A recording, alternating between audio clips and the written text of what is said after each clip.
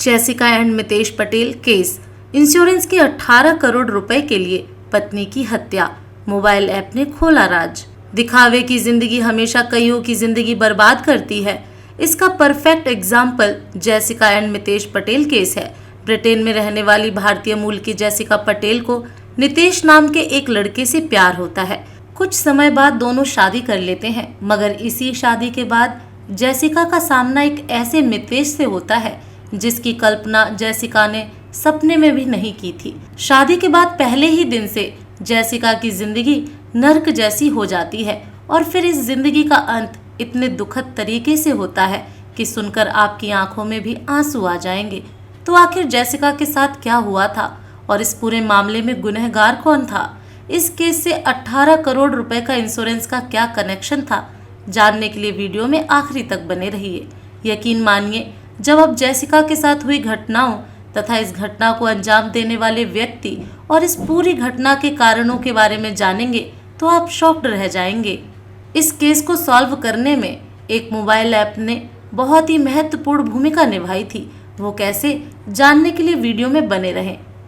इस पूरी कहानी में दो सबसे अहम किरदार हैं, जैसिका पटेल और मितेश पटेल। दोनों ही भारतीय मूल के थे और ब्रिटेन में रह रहे थे।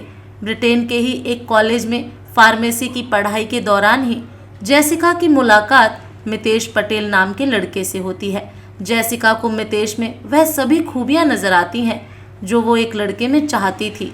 कुल मिलाकर जब मितेश एक परफेक्ट बॉयफ्रेंड था और जैसिका की नज़र में एक परफेक्ट फ्यूचर हस्बैंड था।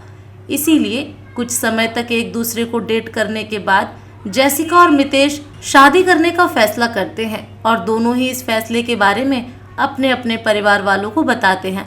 शुरुआती जांच पड़ताल के बाद दोनों के ही परिवार वाले इस रिश्ते के लिए राजी हो जाते हैं और फिर 2009 के जुलाई महीने में बड़ी ही धूमधाम से जैसिका और मितेश की शादी होती है। शादी के कुछ साल बाद जैसिका और मितेश अपना घर छोड़कर बाहर रहने चले जाते हैं। यहीं जैसिका और मितेश मिलकर रोमन रोड पर बड़ी सी फार्मेसी खोलते हैं। इस फार्मेसी से कुछ ही दूरी पर ये दोनों एक बड़ा सा घर भी ले लेते हैं। यहाँ जैसिका और मितेश का नया बिजनेस काफ़ी अच्छा चल निकलता है और देखते ही देखते इन दोनों की काफ़ी कमाई भी होने लगती है। अब इन लोगों के पास अपना एक बड़ा सा बिजनेस था, काफ़ी पैसा था, मगर अब भी इनकी ज़िंदगी में एक चीज़ की कमी थी और वह यह थी कि शादी के कई साल बीत गए थे मगर जैसिका अब तक माँ नहीं बन पाई थी। कई साल तक जब जैसिका माँ नहीं बन पाती है तो वो मितेश के कहने पर IVF तकनीक के सहारे माँ बनने की कोशिश करने लगती है। IVF के पहले 3 अटेम्प्ट भी फेल हो जाते हैं, मगर IVF के चौथी कोशिश में कुछ चमत्कार सा होता है और 9 मई 2018 को जैसिका के डॉक्टर बताते हैं कि इस बार की कोशिश कामयाब रही है और अगले महीने फर्टिलाइज्ड एम्ब्रोज को जैसिका के गर्भाशय में इम्प्लांट किया जा सकता है ताकि वो माँ बन सके। ये खबर सुनकर जैसिका काफ़ी खुश होती है। अभी सक्सेस वाली खुशखबरी मिले हुए कुछ ही दिन हुए थे कि अचानक इस परिवार में कुछ ऐसा होता है कि खुशी मातम में बदल जाती है। तारीख थी 14 मई 2018। रात के 8:20 पर जैसिका का पति मितेश पटेल ब्रिटेन की नेशनल इमरजेंसी रिस्पांस सर्विस 999 पर कॉल करता है और बेहद ही घबराई हुई आवाज़ में कहता है कि ऐसा लग रहा है मेरे घर में चोरी हुई है और लुटेरों ने मेरी पत्नी पर भी हमला किया है। उसके हाथ पैर बंधे हुए हैं, उसके पूरे शरीर पर डक्ट टेप चिपकाया हुआ है। मितेश पटेल की इन बातों को सुनकर दूसरी तरफ मौजूद हेल्पलाइन का ऑपरेटर तुरंत मितेश से उसका एड्रेस पूछता है और अगले ही मिनट पर उस एड्रेस पर डॉक्टर और एम्बुलेंस को भेज दिया जाता है। साथ ही पुलिस को भी ये खबर दी जाती है। पुलिस और एम्बुलेंस काफ़ी तेज़ी से बताई गई लोकेशन की तरफ निकल पड़ती हैं। दूसरी तरफ मितेश अब भी उस इमरजेंसी हेल्पलाइन पर ऑनलाइन ही था और इमरजेंसी हेल्पलाइन का ऑपरेटर लगातार मितेश को समझा रहा था, साथ ही उसे इंस्ट्रक्शन भी दे रहा था कि आगे क्या करना है। ऑपरेटर कहता है कि जितनी जल्दी हो तुम जैसिका के चेहरे पर लगाए गए टेप को हटाओ। मितेश ऐसा ही करता है। फिर ऑपरेटर पूछता है क्या उसके चेहरे या गले पर कोई निशान है, क्या वो कोई हरकत कर रही है।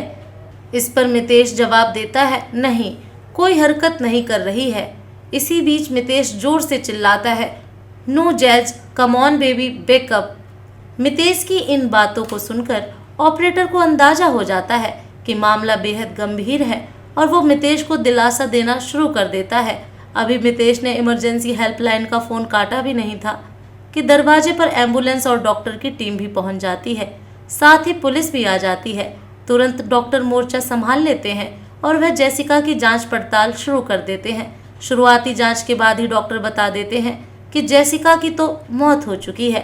इस समय जेसिका की उम्र सिर्फ 34 साल थी। जेसिका के माता पिता और परिवार वालों को भी जेसिका की मौत के बारे में जानकारी दी जाती है। जेसिका के माता पिता और बहनों को देखकर मितेश और भी ज़्यादा रोने लगता है। जब जेसिका की बहन मान्या पटेल मितेश को दिलासा दिलाने की कोशिश करती हैं तो मितेश और भी ज़्यादा भावुक हो जाता है और वो उसी के कंधे पर सिर रखते हुए बेतहाशा रोने लगता है और रोते हुए कहता है, वो मुझे छोड़कर चली गई, मैं तो बिल्कुल अकेला हो गया। इन सब के बीच पुलिस जेसिका की लाश को कब्जे में लेते हुए पोस्टमार्टम के लिए भेज देती है।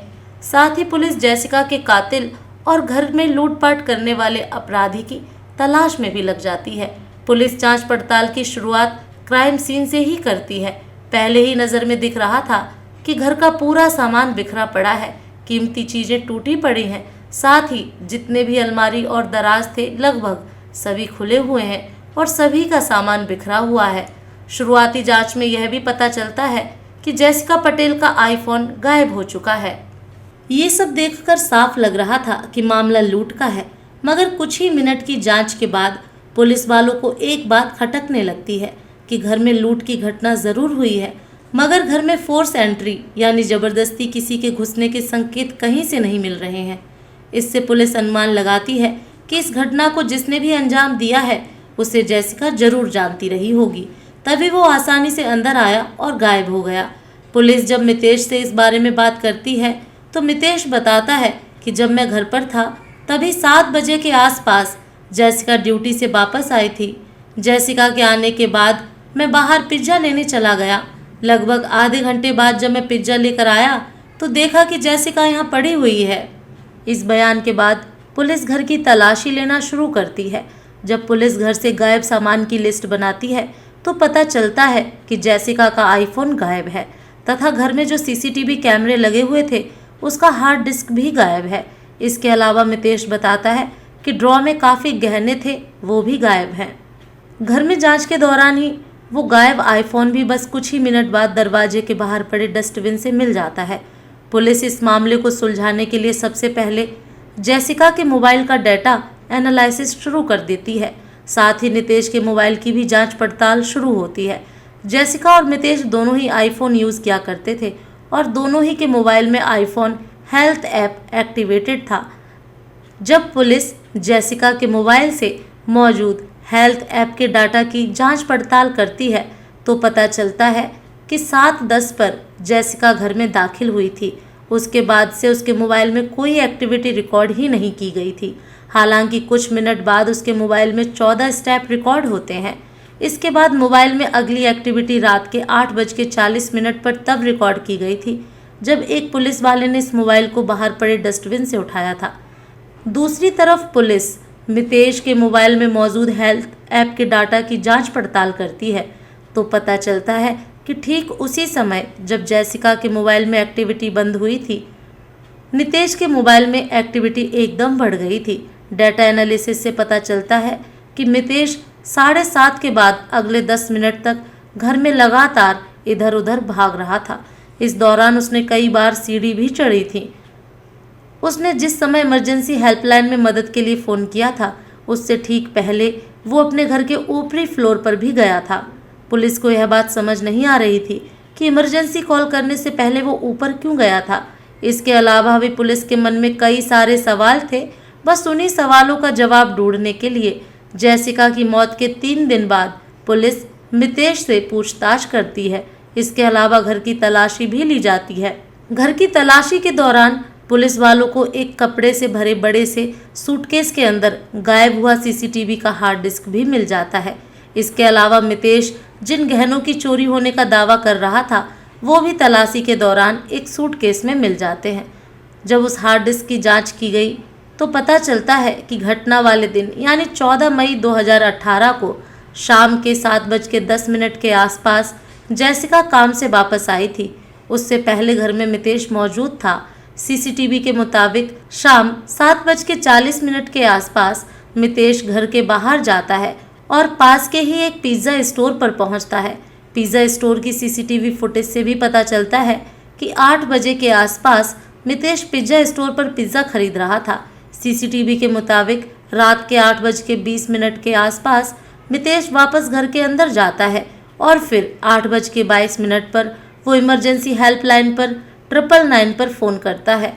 नितेश का कहना था कि किसी ने घर में घुसकर लूटपाट की है और जैसिका की हत्या कर दी है, लेकिन अब सीसीटीवी की हार्ड डिस्क मिलने से साफ हो गया था कि वह मितेश ही आखिरी आदमी था जो इस घर में आया था।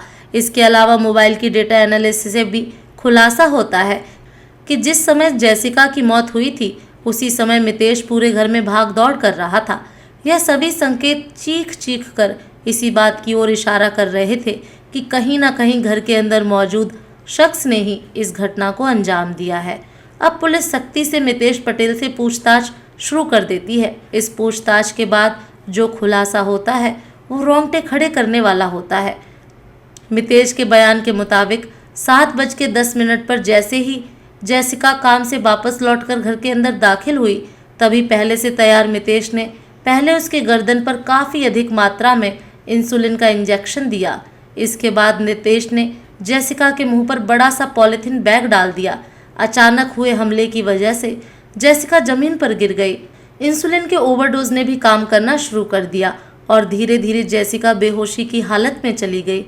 इधर मितेश ने प्लास्टिक बैग को जैसिका के मुंह पर इस तरह लपेट दिया कि प्लास्टिक बैग के अंदर जरा सी भी हवा न जाए। इस तरह जैसिका ऑक्सीजन के बिना छटपटाने लगी और धीरे धीरे वह बेहोश हो गई और लगभग 20 मिनट बाद उसकी सांसें थम गई। जब मितेश को यकीन हो गया कि जैसिका मर गई है, तब सबसे पहले उसने जैसिका के हाथ पैर को रस्सी से बांध दिया और फिर जैसिका के पूरे शरीर पर टेप चिपका दिया। इसके बाद वह घर का सामान बिखेरने में लग गया ताकि घर में लूट का सीन बनाया जा सके। ये सब कुछ करने के बाद उसने जैसिका के पास मौजूद उसका मोबाइल फ़ोन निकालकर बाहर पड़े डस्टबिन में डाल दिया। फिर बड़े आराम से वो बाहर गया जहाँ से पिज़्ज़ा खरीद कर लाया और फिर 8:20 के आसपास अंदर आते ही वह सीधा ऊपरी फ्लोर पर चला गया, क्योंकि उसे याद आया कि उसने सीसीटीवी का हार्ड डिस्क तो छुपाया ही नहीं है। हार्ड डिस्क को कपड़े से भरे सूटकेस में छुपाने की बात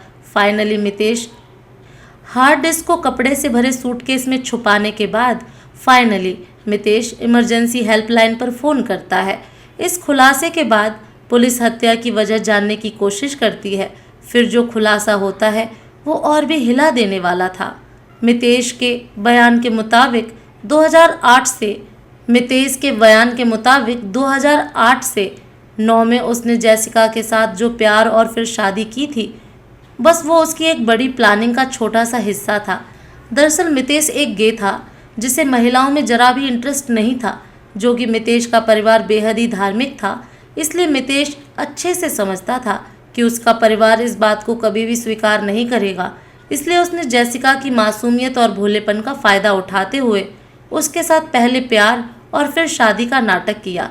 उसने जैसिका के साथ शादी ज़रूर की थी, मगर शादी के बाद उसने एक बार भी जैसिका के साथ शारीरिक संबंध नहीं बनाए थे। शादी के 10 महीने बाद जैसिका ने इस बात का जिक्र अपनी बहन से भी किया था। यहाँ तक कि शादी के 6 साल बीत जाते हैं और इन दोनों के बीच एक बार भी शारीरिक संबंध नहीं बनते हैं।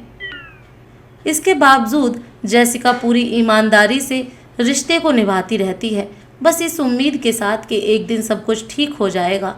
मितेश एक तरफ जैसिका से दूर भागता था तो दूसरी तरफ वो हमेशा गे पार्टनर की तलाश में लगा रहता था।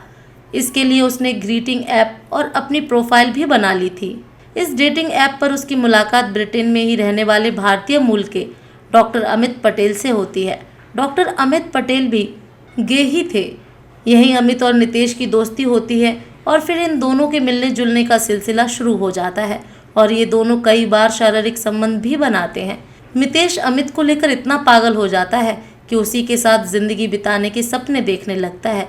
हालांकि 2016 में अमित ऑस्ट्रेलिया चला जाता है। इसके बावजूद मितेश की दीवानगी कम नहीं होती है और अब वह घंटों अमित से फ़ोन पर बातें करने लगता है। यहाँ तक कि उसने घर का ऊपरी कमरा अपने लिए रिजर्व कर रखा था, जहाँ वह सुबह के 4 बजे तक अमित से ही फ़ोन पर लगा रहता था। अमित के साथ मितेश की दिल लगी चल रही थी कि जैसिका को कहीं से भनक लग जाती है। मितेश एक गे है और वो एक लड़के के साथ रिलेशनशिप में है। जब जैसिका इस बारे में मितेश से बात करती है तो वह इस बात को सिरे से नकार देता है और कहता है कि ऐसी कोई बात नहीं है। हालांकि बाद में वह सच को स्वीकार लेता है, क्योंकि उसकी तस्वीर अपने ही फार्मेसी के पास एक लड़के को किस करते हुए सीसीटीवी में कैद हो गई थी।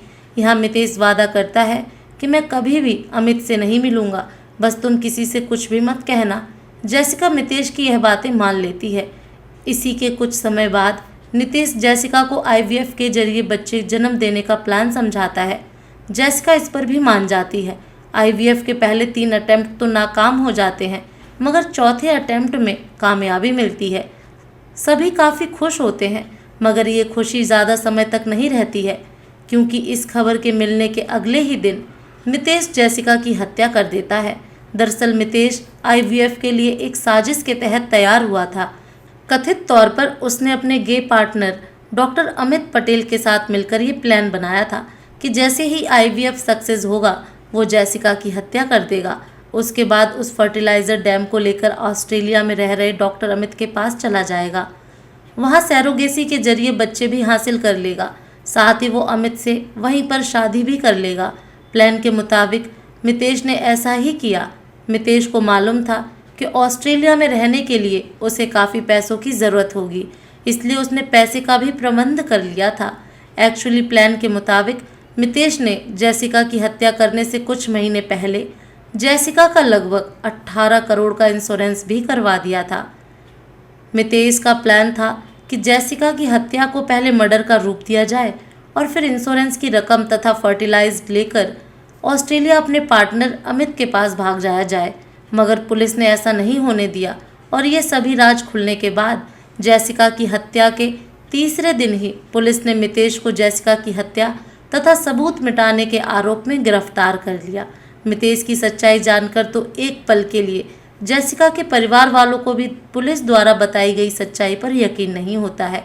पुलिस जैसिका और मितेश के आईफोन हेल्थ ऐप के डेटा को सबूत के तौर पर कोर्ट में पेश करती है, जहां जैसिका की मौत के समय नितेश के घर के अंदर भागने दौड़ने के रिकॉर्ड मौजूद थे। इसके अलावा जांच पड़ताल में मितेश की फार्मेसी से वही बरामद हुआ जो टेप जैसिका के शरीर पर लपेटा गया था। पुलिस ने कोर्ट में मितेश की गूगल सर्च हिस्ट्री को भी सबूत के तौर पर पेश किया था। मितेश ने गूगल पर हत्या करने के तरीकों, हत्या करने के बाद इंश्योरेंस की रकम को पाने के तरीके पता किए, हत्या से जुड़े काफ़ी कीवर्ड सर्च किए थे। जैसिका पटेल की हत्या के 7 महीने बाद यानी दिसंबर 2018 में इस केस की सुनवाई कोर्ट में शुरू हुई और सिर्फ 2.5 घंटे की सुनवाई में मितेश पटेल का गुनाह साबित हो गया और उसे जैसिका पटेल की हत्या करने के जुर्म में उम्र कैद की सज़ा सुनाई गई। जज ने अपने फैसले में साफ साफ लिखा कि कम से कम 30 साल तो लगातार मितेश पटेल को जेल में ही रहना होगा।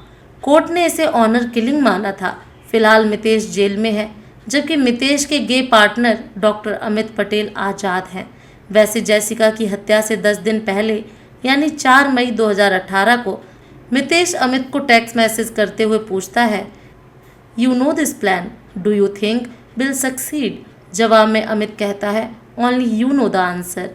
इतना ही नहीं, जैसिका की हत्या वाली रात से ठीक 1 रात पहले अमित और मितेश ने 39 मिनट तक लगातार वीडियो कॉल के जरिए बात की थी। यह लगातार टेक्स्ट मैसेज के जरिए भी बात कर रहे थे। पुलिस ने 50 पन्नों में टेक्स्ट मैसेज को भी दर्ज करते हुए कोर्ट में पेश किए थे, मगर कोर्ट में डॉक्टर अमित पटेल का गुनाह साबित नहीं हुआ और वो आज आज़ाद है। दोस्तों, कहानी कैसी लगी कमेंट करके ज़रूर बताएं।